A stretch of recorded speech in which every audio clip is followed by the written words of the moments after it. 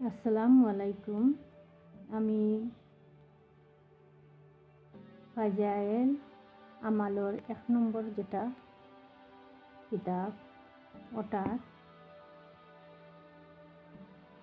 ১৫ নম্বর পৃষ্ঠা আপনাদের পড়িয়া শুনাইয়ার ১৫ নম্বর পৃষ্ঠা পড়িয়া শুনাইয়ার। এটা হইল দাওয়াতের কাজ না করিলে দোয়া কবুল হয় না। আমি ওটা আপনাদের কইয়ার। আম্মাজান হযরত আয়েশা রাদিয়াল্লাহু আনহু বলেন, একদিন হুজুর সাল্লাল্লাহু আলাইহি সাল্লাম আমার ঘরে তাশরিফ আনিলেন। আমি হুজুরের চেহারা মোবারকের প্রতি লক্ষ্য করিয়া অনুভব করিলাম নিশ্চয়ই কিছু একটা ঘটিয়াছে। হুজুর সাল্লাল্লাহু আলাইহি সাল্লাম কাহারও সাথে কোনো কথাবার্তা না বলিয়া অজু করিয়া মসজিদে তশরিফ নিয়া গেলেন। আমি হুজুর সাল্লাল্লাহু আলাইহি সাল্লামের এরশাদ শুনিবার জন্য হুজরার দেওয়ালে টেক লাগাইয়া দাঁড়াইয়া গেলাম। হুজুর সাল্লাল্লাহু আলাইহি সাল্লাম মিম্বরে উঠিয়া প্রথমে আল্লাহর প্রশংসা করিলেন ও পরে এরশাদ করিলেন, হে লোক সকল, আল্লাহ পাক বলেন, তোমরা সৎ কাজে আদেশ ও অসৎ কাজে নিষেধ করিতে থাকো। হয়তো এমন সময় আসিয়া পড়িবে, তোমরা দোয়া করিবে, আমি তাহা কবুল করিব না।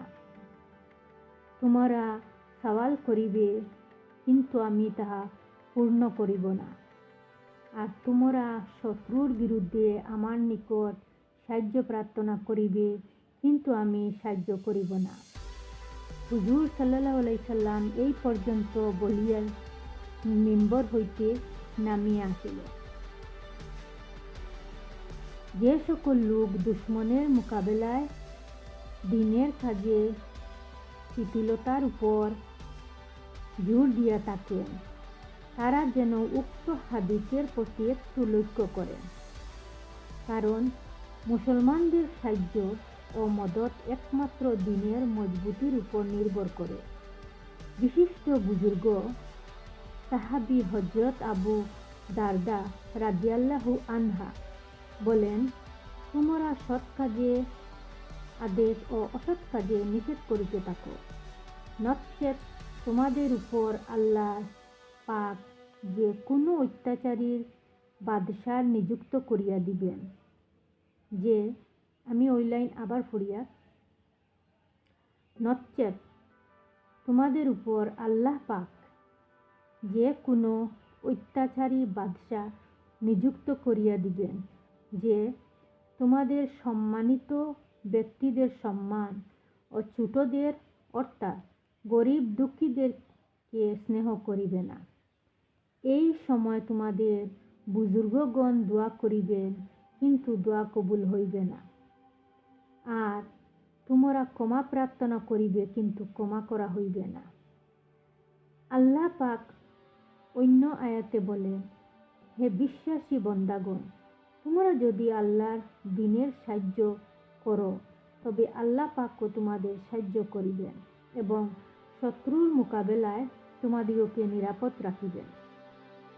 অন্য আয়াতে বর্ণিত আছে, আল্লাহ পাক যদি তোমাদিগকে সাহায্য করেন, তবে কেহই তোমাদের উপর বিজয়ী হইতে পারিবে না।